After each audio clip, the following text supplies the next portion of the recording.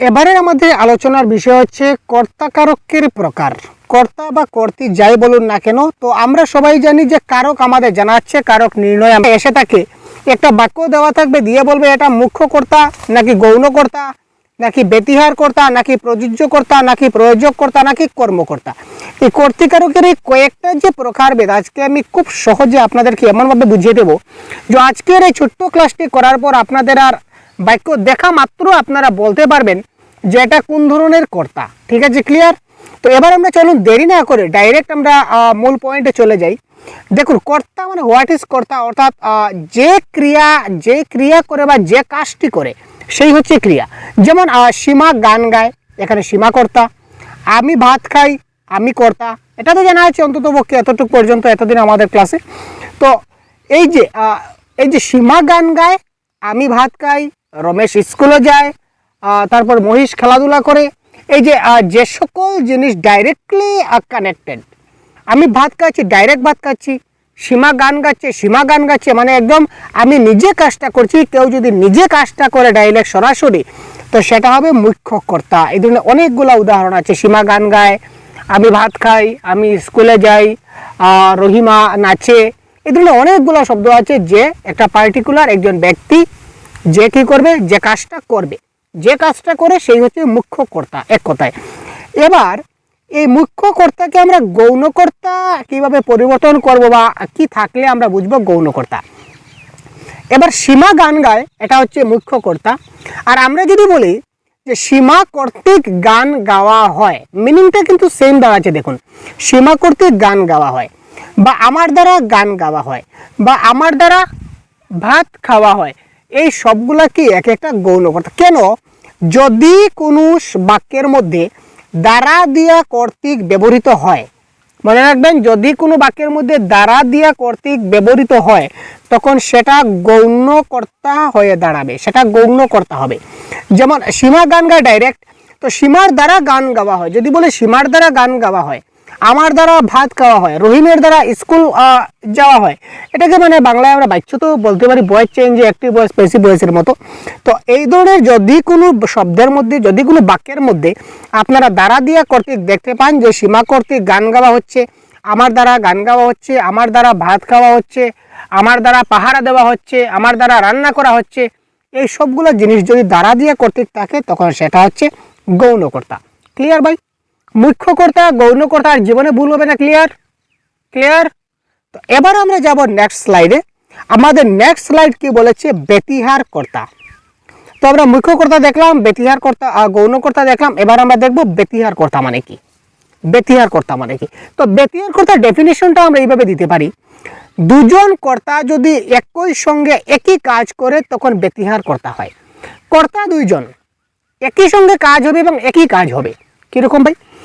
বাঘে মহিষে এক ঘাটে জল খায়, কাজ কি? কাজ হচ্ছে জল খাওয়া। কাজটা কি? একই কাজ, কিন্তু কাজটা কি? জল খাওয়া। এখানে কর্তা কয়জন? কর্তা হচ্ছে দুইজন, বাঘ আর মহিষ। ঠিক আছে, বাঘে মহিষে এক ঘাটে জল খায়। তো এখানে কাজ কয়টা? কাজ হচ্ছে একটা। এই বাক্যে কর্তা কয়টা? কর্তা হচ্ছে দুইটা। কি কি? এক নম্বর বাঘ, দুই নম্বর মহিষ। তো যে সকল বাক্যে দুটা কর্তা থাকবে এবং কাজ একটি কাজ হবে, অর্থাৎ একটি কাজ দুজন কর্তা মিলেমিশে করবে, তো সেটা হবে ব্যতিহার কর্তা। যেমন দেখুন, রাজায় রাজায় যুদ্ধ হয়, যুদ্ধটা কার মধ্যে হচ্ছে? বা রাজায় রাজায় লড়াই হয় বলতে পারি। তো যুদ্ধটা কার মধ্যে হচ্ছে? রাজায় রাজায়। তো কয়জন রাজা? নিশ্চয়ই দুইজন রাজা, গতিকে রাজায় রাজায়, তাই তো? তো নাহলে তো রাজায় যুদ্ধ হয়, রাজায় কি যুদ্ধ হয় না? রাজায় তো কারোর সঙ্গে যুদ্ধ একজন হবে, রাজায় রাজাই যুদ্ধ হবে। সুতরাং এখানে এই একজন রাজা একজন কর্তা, আরেকজন রাজা আরেকজন কর্তা, দুটা কর্তা। তো দুইটা কর্তা কাজ কি? কাজ হচ্ছে যুদ্ধ করা। তো দুজন রাজা যুদ্ধ করছে, রাজায় রাজায় যুদ্ধ হয়। তো এই ধরনের যদি একটা বাক্যে দুইজন কর্তা একই কাজ করা বোঝায় তখন সেটাকে আমরা বলতে পারি কি? এটাকে আমরা বলবো ব্যতিহার কর্তা। তো এবার আমরা দেখব প্রযোজ্য এবং প্রযোজক কর্তা কি। কর্তা যখন কাউকে দিয়ে কোনো কাজ করিয়ে নেয় সেটা প্রযোজক কর্তা। আমরা বলতে পারি যে কর্তা কোনো কাজ করে না।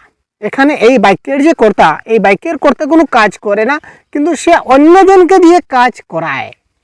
তো অন্যজনকে দিয়ে যখন কাজ করায় তখন সেটা হবে কি? প্রযোজক কর্তা। যেমন ফর এক্সাম্পল আমরা যদি বলি, দেখুন সাপুড়ে সাপ খেলায়, সাপুড়ে সাপ খেলায়, এখানে খেলছে কে? খেলছে কে? সাপুড়ে খেলছে নাকি? কাজটা কে করছে? সাপুড়ে করছে, সাপুড়ে করছে, কিন্তু সাপুড়ে কি খেলছে? সাপুড়ে সাপ খেলাচ্ছে, সাপুড়ে সাপ খেলাচ্ছে। সাপুড়ে কিন্তু কাজ কাকে দিয়ে করাচ্ছে? সাপকে দিয়ে করাচ্ছে। সাপুড়ে যে কাজটা করাচ্ছে, সাপুড়ে কাজটা কাকে দিয়ে করাচ্ছে? সাপকে দিয়ে করাচ্ছে। সাপুড়ে তো নিজে খেলছে না, সাপুড়ে কি নিজে খেলছে না, সাপুড়ে সাপকে দিয়ে সাপ খেলাচ্ছে। তো সুতরাং এখানে এই যে সাপ, সাপুড়ে কি করছে? কাজ করাচ্ছে, কাকে দিয়ে? সাপকে দিয়ে। তো যে ব্যক্তি কাজ করাচ্ছে সে নিজে কাজ করছে না ভাই, সে নিজে কাজ করছে না, অন্যজনকে দিয়ে কাজ করায়, তো এটা হবে কি? প্রযোজককর্তা। আর যাকে দিয়ে কাজ করায় সে হচ্ছে প্রযোজ্যকর্তা। যেমন এখানে সাপ হচ্ছে প্রযোজ্যকর্তা। আরেকটা উদাহরণ দেখি, মা শিশুকে চাঁদ দেখায়। এখানে কাজ কি? কাজ হচ্ছে চাঁদ দেখানো, কাজ হচ্ছে চাঁদ দেখানো। কাকে? শিশু চাঁদটা দেখছে কে? চাঁদটা যে দেখাচ্ছে, চাঁদটা দেখছে কে? চাঁদটা দেখছে হচ্ছে শিশু চাঁদ দেখছে, তাই তো? শিশু চাঁদ দেখছে। তো এখানে শিশু কি তার নিজের ইচ্ছায় চাঁদ দেখছে? না, মা তাকে কি করছে? মায়ের ইচ্ছায় শিশুকে চাঁদ দেখানো হচ্ছে। শিশু তো তার নিজের ইচ্ছায় চাঁদ দেখছে না, ঠিক আছে? মা তাকে চাঁদ দেখাচ্ছেন, অর্থাৎ চাঁদ দেখার কাজটা করছে শিশু, কিন্তু সে তার নিজের ইচ্ছায় করছে না, সে অন্যজনের ইচ্ছায় করছে, অন্যজন তাকে দিয়ে, শিশুকে দিয়ে কাজটা করিয়েছেন। তো এখানে মা হচ্ছে, মা যেহেতু এখানে তিনি নিজে দেখছেন না, মা কি চাঁদ দেখছেন না, মা শিশুকে দিয়ে দেখাচ্ছেন, শিশুরে চাঁদ দেখাচ্ছেন। তো তার মানে এখানে মা হচ্ছে প্রযোজককর্তা, অর্থাৎ তিনি নিজে কোনো কাজ করছেন না, তিনি শিশুকে দিয়ে কাজ করাচ্ছেন, মা প্রযোজক। আর তিনি কাকে দিয়ে কাজ করাচ্ছেন? তিনি শিশুকে কাজ করাচ্ছেন, সুতরাং শিশু হচ্ছে প্রযোজ্যকর্তা। দেখুন ক্লিয়ার কিনা না। এবার যদি প্রযোজ্যকর্তার ডেফিনেশন যদি যাই, তাহলে আমরা বলতে পারি প্রযোজককর্তা যাকে দিয়ে কাজ করায় সে হচ্ছে প্রযোজ্যকর্তা। আর প্রযোজককর্তার ডেফিনেশন দিয়ে যাই, তখন আমরা যাব কর্তা যখন কাউকে দিয়ে কোনো কাজ করিয়ে নেয় সেটা প্রযোজ্যকর্তা। কর্তা নিজে কাজ করবে না, সে কাউকে দিয়ে কাজ করাবে। যেমন মা শিশুকে চাঁদ দেখাচ্ছে, মা কিন্তু চাঁদ দেখছে না, মা চাঁদ দেখছে না, মা শিশুকে দিয়ে চাঁদ দেখাচ্ছে। আর একটা এক্সাম্পল আমরা দিতে পারি, যে বালকেরা গরুদের ঘাস খাওয়াচ্ছে, বালকেরা গরুদের ঘাস খাওয়াচ্ছে, ঘাস খাচ্ছে কে? বালকেরা ঘাস খাচ্ছে? বালকেরা ঘাস খাচ্ছে না ভাই, বালকেরা তো ঘাস খাচ্ছে না। ঘাস খাচ্ছে কে? গরু ঘাস খাচ্ছে। তার মানে বালকরা গরুকে দিয়ে কাজ করাচ্ছে, ঠিক আছে? গরুকে ঘাস খাওয়াচ্ছে মানে গরুকে দিয়ে কাজ করাচ্ছে। তার মানে বালকেরাই এখানে হবে কি? আমার প্রযোজককর্তা। আর গরুকে দিয়ে যেহেতু কাজ করাচ্ছে, সুতরাং গরু হচ্ছে আমার এখানে কি? গরু হচ্ছে এখানে কি? আমার প্রযোজককর্তা। ক্লিয়ার? এবার আমি নেক্সট যেটা এবং লাস্ট যেটা কর্তৃকারকের প্রকার, এটা হচ্ছে কি? কর্মকর্তা। এই কর্মকর্তায় কিন্তু আমরা অনেকেই ভুল করি, অনেক ভুল আমাদের হয়, ঠিক আছে? অনেক ভুল হয়। তো আজকের পর থেকে আমাদের আর ভুল হবে, এই ধরনের আমরা একটু প্রতিজ্ঞা নেব। ওই দেখুন, বাঁশি বাজে ওই মধুর লগনে, এই যে বাঁশি দেখতে পাচ্ছেন ভাই, বাঁশি বাজে ওই মধুর লগনে, একটা বাক্য। আরেকটা বাক্য আমরা দিয়েছি বাঁশি বাজায়। ওই দুইটা সমস্যা, এই যে বাঁশি বাজে আর বাঁশি বাজায়, এখানে কিন্তু খেলা। আচ্ছা, এখানে যদি বলি বাঁশি বাজে, বাঁশি বাজে, আচ্ছা বাঁশি, এখানে আমি বাঁশিটা রাখলাম, এই যে বাঁশিটা আছে, বাঁশিটা আছে, তো বাঁশিটা আমি একটা জায়গায় রেখে দিলাম, দিয়ে আমি কি করলাম? বাঁশিকে ধূপকাঠি দেখালাম, মন্ত্রতন্ত্র জপ করলাম, জল ছিটা দিলাম, তেল ছিটা দিলাম, অনেক কিছু তন্ত্রমন্ত্র সাধনা করলাম, বাঁশি কি অটোমেটিক বেজে যাবে? বাঁশি কি অটোমেটিক বেজে যাবে? না, বাঁশি অটোমেটিক বাজবে না। বাঁশি কি করবে?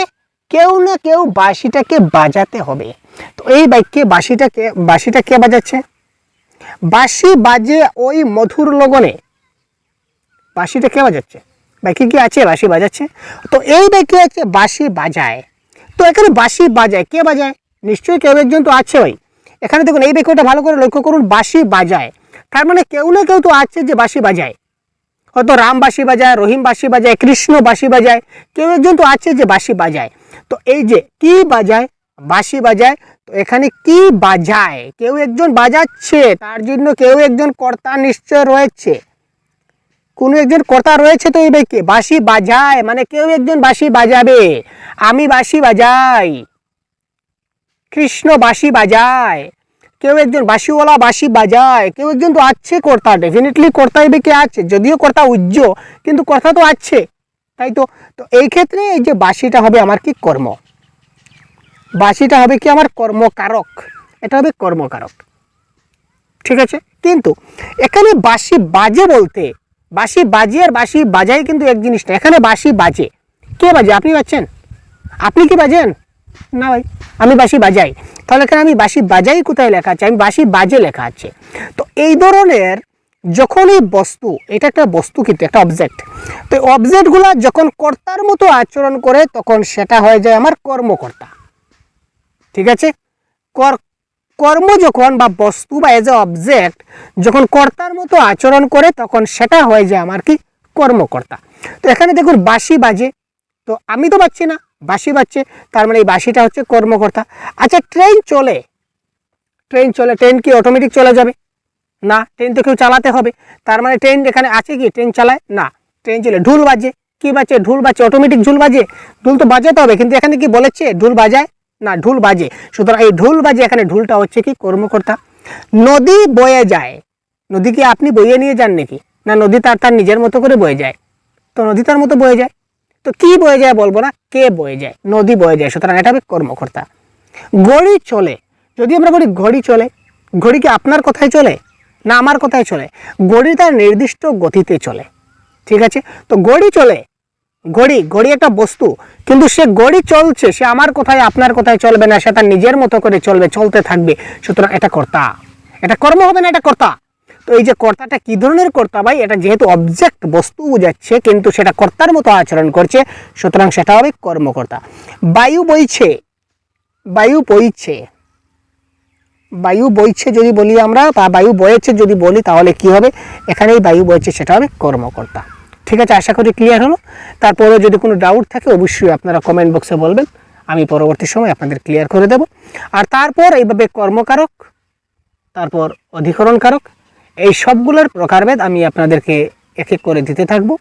যদি ভালো লাগে অবশ্যই লাইক, কমেন্ট এবং ক্লাসটাকে শেয়ার করে বন্ধুদেরকে পাঠিয়ে দেবেন, যাতে করে সবাই জিনিসগুলো শিখতে পারে এবং বুঝতে পারে। এবং প্রতিদিন এই ধরনের ক্লাস আপনারা এই ইউটিউব চ্যানেলে পেয়ে যাবেন, সুতরাং দেরি না করে এখনই চ্যানেলকে সাবস্ক্রাইব করে সাথে থাকুন, ঠিক আছে। তো আজকে এই পর্যন্তই।